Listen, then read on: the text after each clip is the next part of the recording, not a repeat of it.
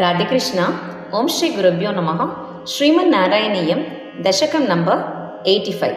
జరాసంధవధః శిశుపాలవధశ్చ. Tune భవంతమయం. తతో మగధభూభృతా చిరనిరోధ సంక్లేషితం శతాష్టకయుతాయుత ద్వితయమీశ భూమిభృతాం అనాథశరణాయతే కమపి పూరుషం ప్రాహినోత్ అయాచత సమాగత క్షపణమేవ కిం భూయసాం. ఇయాసురభిమాగతం తదను నారదోదీరిదాత్ యుధిష్ఠిరమగోత్యమాతుపయకార్యపర్యాకులః విరుద్ధజయినోత్వరాతుభయసిద్ధిరిద్యుద్ధవే సశంసుషి నిజై సమం పురమియేత యౌధిష్ఠిరీం. అశేషదయితాయుతే త్వయి సమాగతే ధర్మజో విజిత్య సహజైర్మహీం భవతపాంగ సంవర్తితైః శ్రియం నిరుపమాం వగన్ అహగ భక్తదాసాయితం భవంతమయిమాగతే ప్రహితవాన్ సుభీమార్జునం. గిరివ్రజపురం గతాస్తదను దేవయూయం త్రయో యయాచ సమరోత్సవం ద్విజమిషేణ తమ్మాగతం అపూర్ణ సుకృతం త్వమం పవనజేన సంగ్రామయన్ నిరీక్ష్య సహ జిష్ణునా త్వమపి రాజయుధ్వా స్థితః.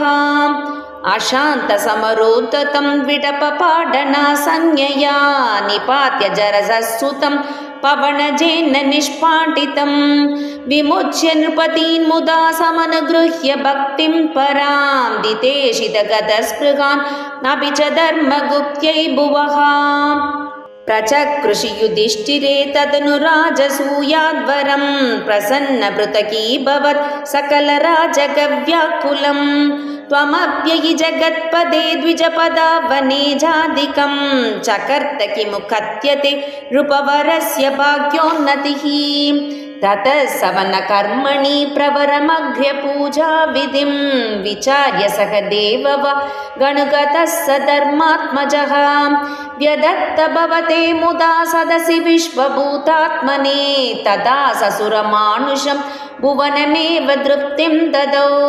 తతః సపది చేతిపో మునినృపేషు తిష్టత్ స్వహో సభా జయతి కో జడః పశుపదుర్దురూఢం వటుం ఇతి ద్వయి స దుర్వచో విదతి ముద్వమన్నాసనాత్ ఉదాపదతుదాయుధ సమపదన్నముం పాండవాః నివార్య నిజ పక్షకాన్ అపి ముఖస్య విద్వేషిణః త్వమేవ జగృషే శిరో ధనుజధారిణా స్వారిణా జనోస్త్రితయ లబ్ధయా సదత చింతయా శుద్ధదీః త్వయా స పరమేకతాం అధృతయోగినాం దుర్లభాం.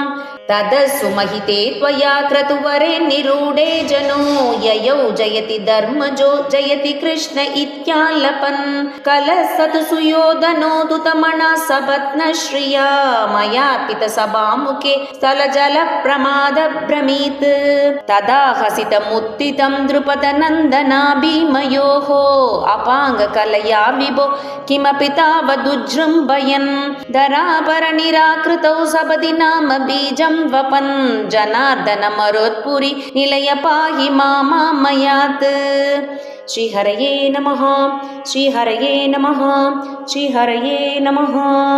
సర్వత్ర గోవిందనామ సంకీర్తనం గోవింద గోవింద.